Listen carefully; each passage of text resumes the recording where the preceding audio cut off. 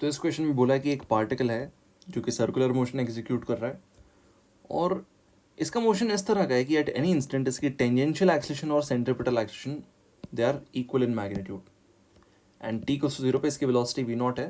तो बोल रहा है कि एक चक्कर काटने में, पहला चक्कर काटने में इसको कितना टाइम लगेगा। ठीक है, देख लेते हैं।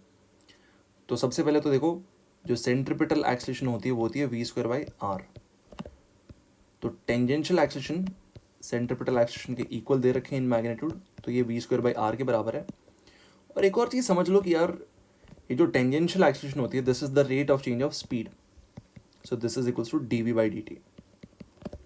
तो यहाँ पर मेरे पास आ रहा है dv/v² is equals to dt/r। Now अब यहाँ पर हम एक काम कर सकते हैं, हमें टाइम चाहिए राइट, कि पहला चक्कर काटने में कितना टाइम लगता है।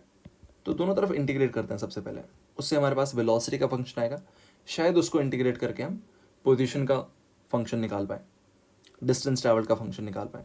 तो यहाँ पर इसको इंटीग्रेट करते हैं। t को 0 पे जो वेलोसिटी है वो है v नॉट, और t टाइम पे लेट से जो स्पीड हो जाती है वो हो जाती है v। तो देखो यहाँ पर ये जो इंटीग्रल है, this is v⁻⁻2 into D, इसका इंटीग्रल करेंगे v⁻⁻2+1 अपॉन -2+1, ये आ जाएगा विच इज v⁻⁻1 अपॉन -1। तो ये -1/v आ जाता है। तो यहाँ पर मेरे पास आ रहा है -1/v going from v nought to v is equals to, अब देखो dt का इंटीग्रेशन t आएगा 0 टू t, लिमिट्स डालोगे t/r ही रह जाएगा यहाँ पर। सो यहाँ पर आ रहा है मेरे पास -1/v plus 1/v nought is equals to t/r। So that gives me 1/v is equals to 1/v nought minus t/r। सो यहाँ से v की वैल्यू क्या आ जाएगी, v is equals to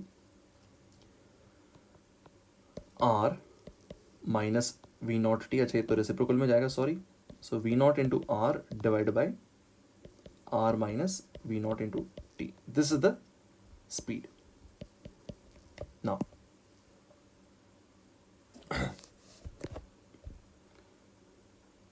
next, इस स्पीड को तुम ds/dt लिख दो, फिर s is the distance travelled या फिर आर्क लेंथ ट्रैवल्ड। तो यहां पर हमारे पास आएगा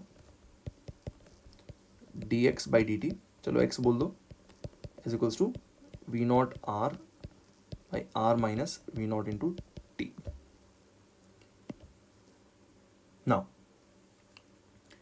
dt को उस तरफ भेज दो, तो यहां पर मेरे पास क्या आएगा, dx is equals to v nought r into d t divide by r minus v nought into T.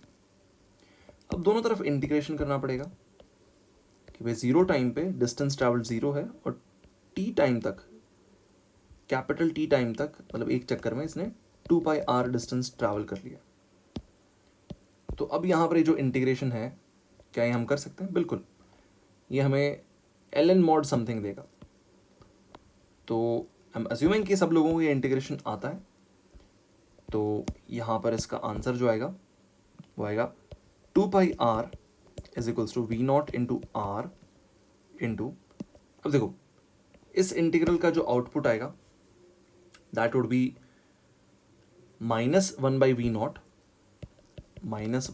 Not into ln mod r minus v nought into t going from 0 to capital T।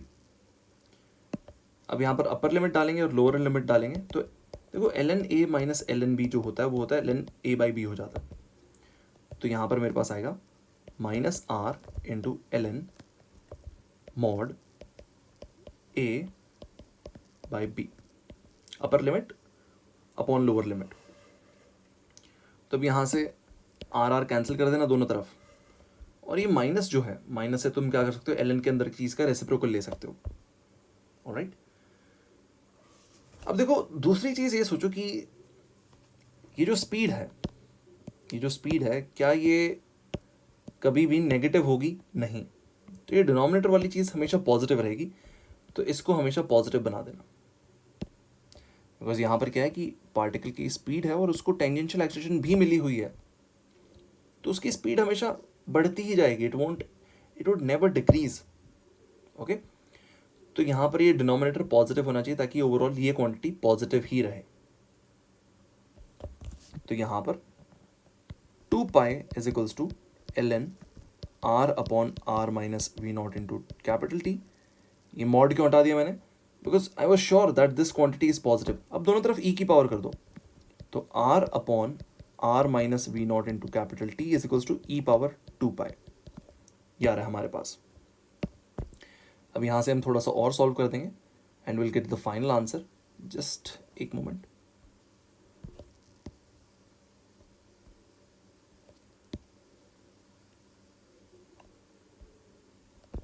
तो यहाँ से finally हमारे को मिल रहा है कि r into e power minus 2 pi is equals to r minus v nought into T.